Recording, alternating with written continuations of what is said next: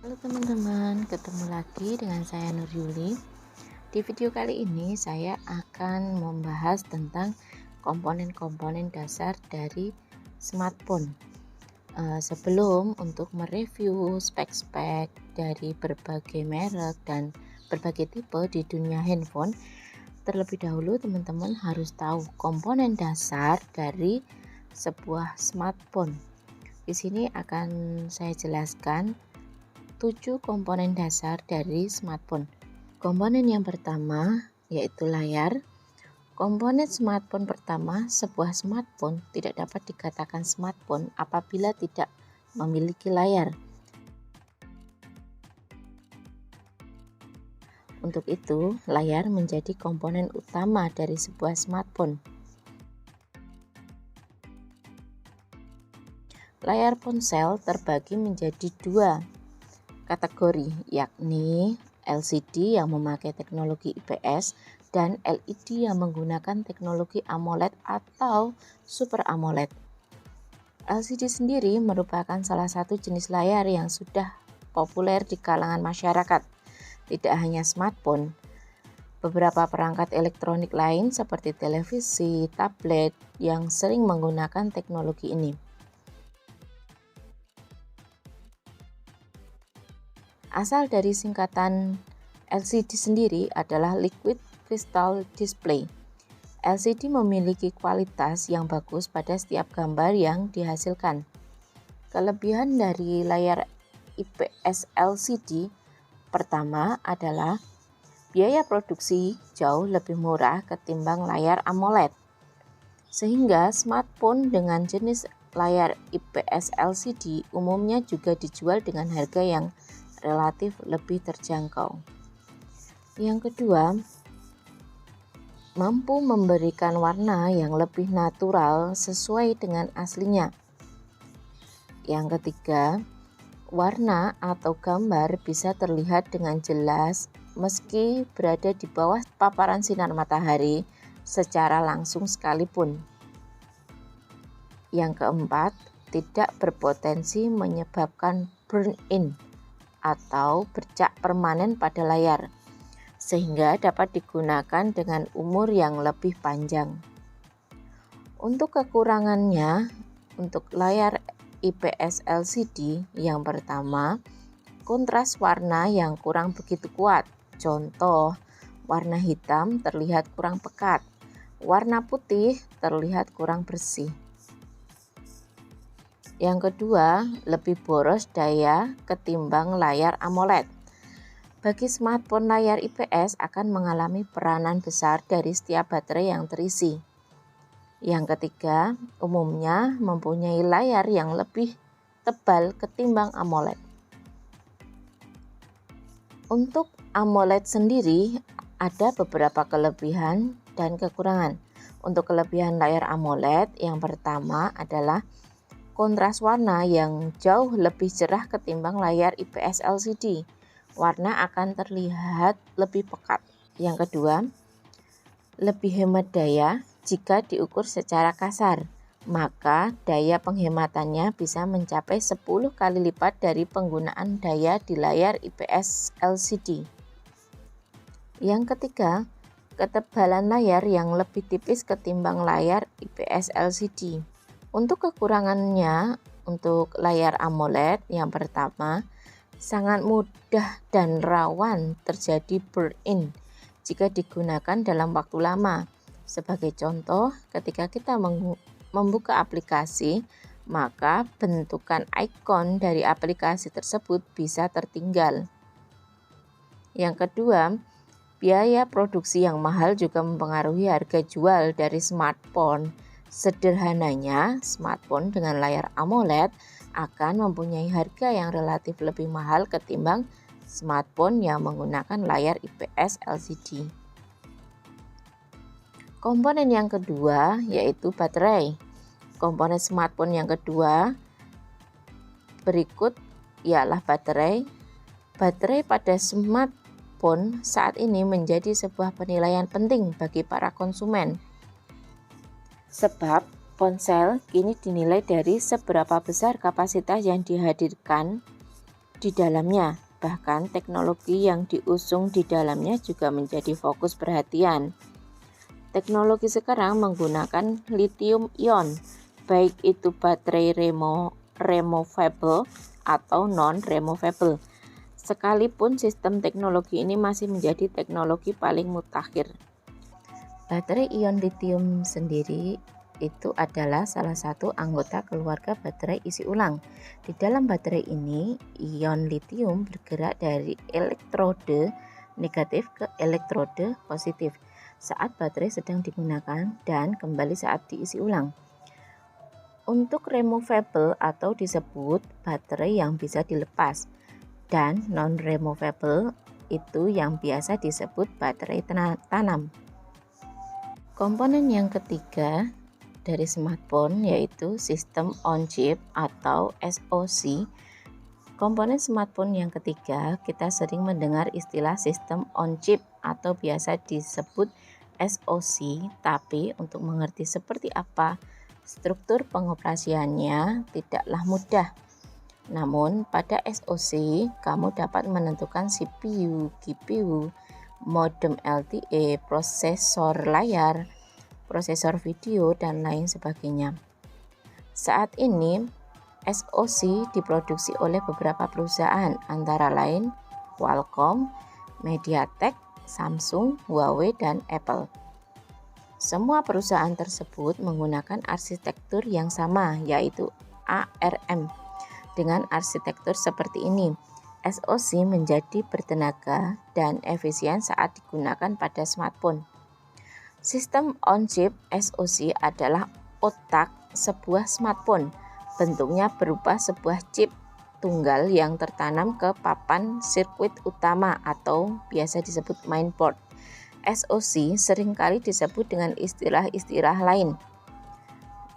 Biasanya prosesor atau chipset atau chip.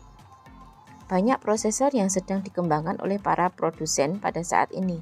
Namun beberapa prosesor yang sering digunakan pada sebagian besar ponsel antara lain Exynos, MediaTek, dan Snapdragon. Cara memilih prosesor, chipset merupakan komponen tempat prosesor berfungsi sebagai pengatur informasi antara prosesor dengan komponen-komponen lainnya sehingga operasi sistem ponsel dapat berjalan. Clock speed merupakan sebuah ukuran kecepatan maksimal yang dapat dilakukan oleh core dalam rentan waktu per detik. Dalam memilih prosesor, pilihlah minimal nilai clock speed 1,5 GHz, karena jika di bawah nilai tersebut, maka dapat menghambat kinerja ponsel Anda sehingga menjadi lambat. Core merupakan inti dari sebuah prosesor, misal dual core, berarti prosesor memiliki inti ganda.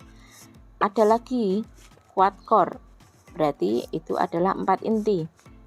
Hexacore itu berarti 6 inti, dan octa-core itu 8 inti. Semakin banyak inti, maka semakin bagus karena operasi sistem akan semakin cepat dan lancar. GPU merupakan pengontrol fungsi grafis.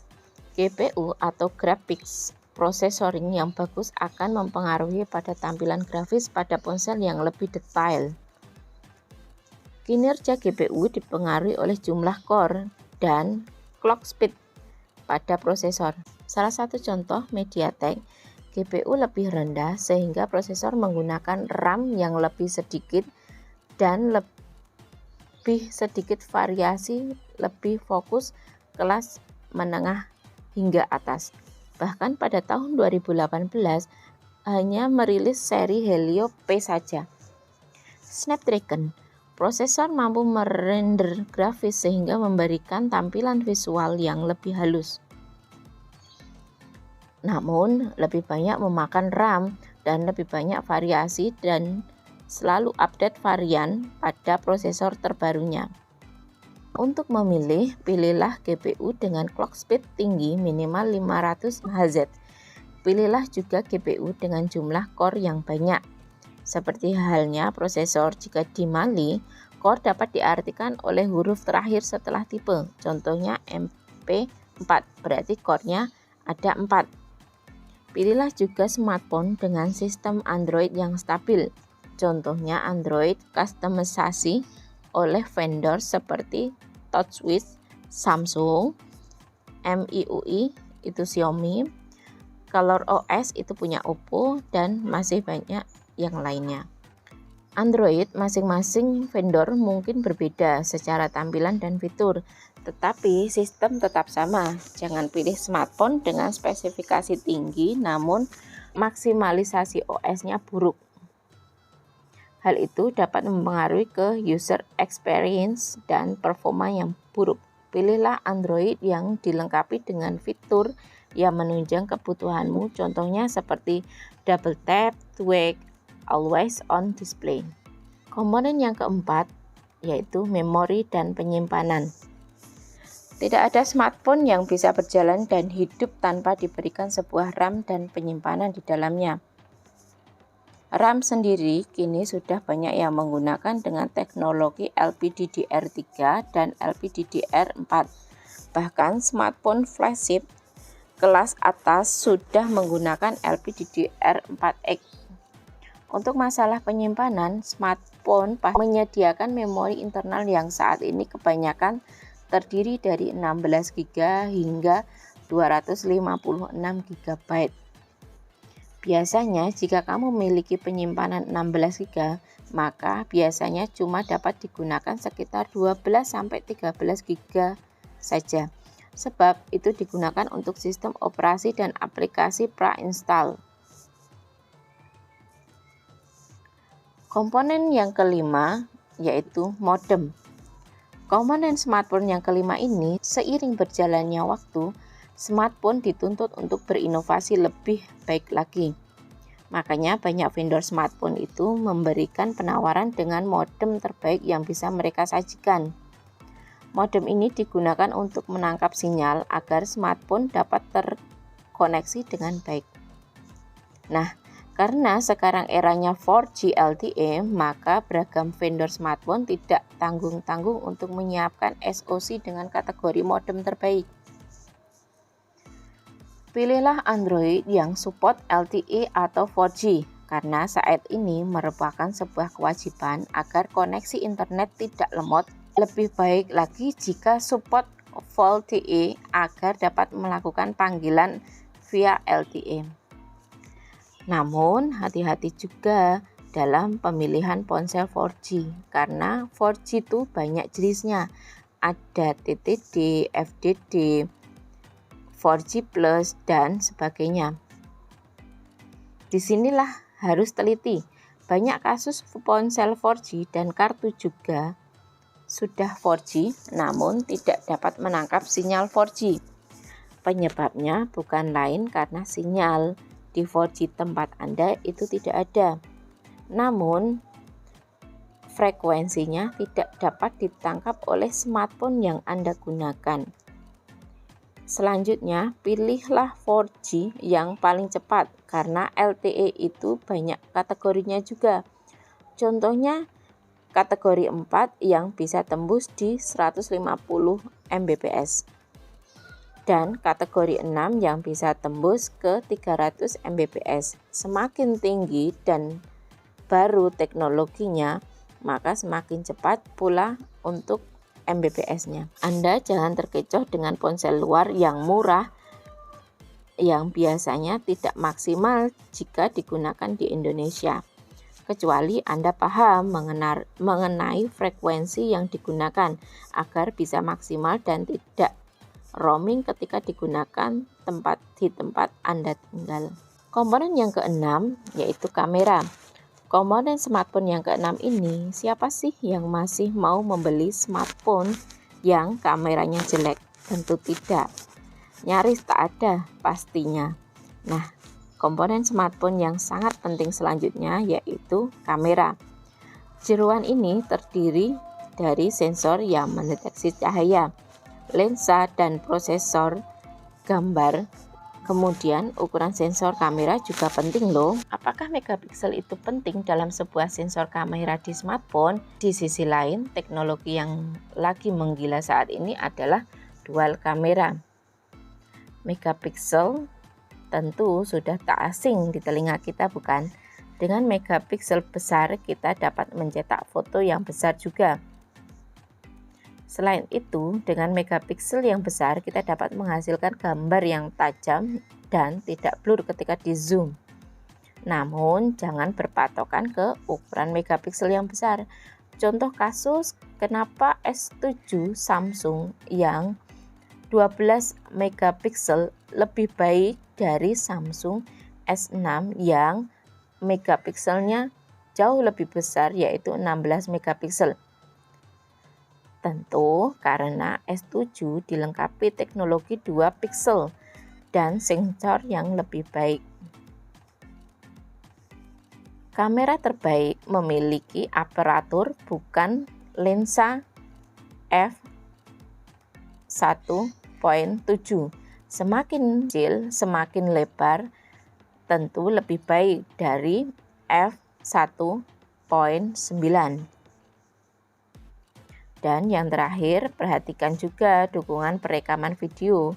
Sebaiknya pilih smartphone dengan dukungan video recorder minimal 1080p atau Full HD. Lebih baik jika mendukung resolusi lebih tinggi seperti 4K dengan frame rate yang tinggi seperti 60 fps. Perhatikan juga fitur videonya. Tentu nilai plus jika memiliki fitur slow. Komponen yang terakhir, yang ketujuh, adalah sensor. Komponen smartphone ketujuh, dalam sebuah smartphone ada 5 sensor utama yang sebenarnya wajib dipasang. Sensor tersebut antara lain accelerometer, giroskope, digital seumpage, ambient light sensor, dan proximity sensor. Sensor-sensor ini merupakan salah satu yang menciptakan pengalaman buat kamu. Dengan begitu, apa yang kamu rasakan di smartphone kamu yang canggih itu merupakan karya dari beragam sensor yang ditanamkan.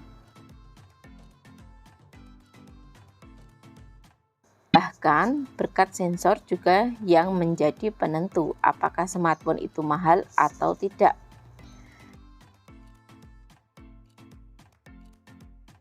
Pilihlah Android dengan sensor lengkap seperti sensor sidik jari, accelerometer, proximity, giroskope, kompas, magnetic field, magnetometer, barometer, dan lain sebagainya.